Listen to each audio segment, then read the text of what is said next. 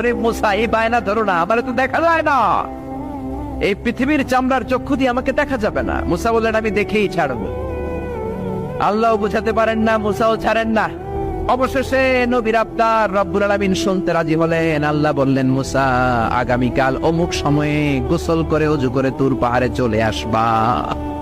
তুমি যখন দেখতেই চাও আগামীকাল তুর পাহাড়ে চলে এসো। সাইয়েদনা মুসা আলাইহিস সালাম তুর পাহাড়ে চলে এসেছেন, কারণ ওনার ফিলিংস আমাদের ফিলিংস একরকম নয়। আমরা কি আল্লাহর কথা শুনি? জোরে বলেন। কিন্তু ওয়া কাল্লামাল্লাহু মুসা তাকলিমা, উনি আল্লাহর কথা শুনতেন। তো ওনার চিন্তা হচ্ছে, যার কথাটা এত সুন্দর, না জানি উনি দেখতে কত। সুবহানাল্লাহ বলবেন না? আল্লাহ বললেন, মুসা আগামীকাল আসো, তুর পাহাড়ে আসো।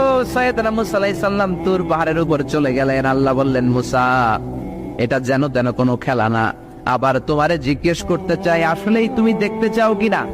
মুসা আলাইহিস সালামের এক কথা এক দাবি, দেখতে চাই। এক কথা এক দাবি, সেটা কি? আমি দেখতে চাই খোদা।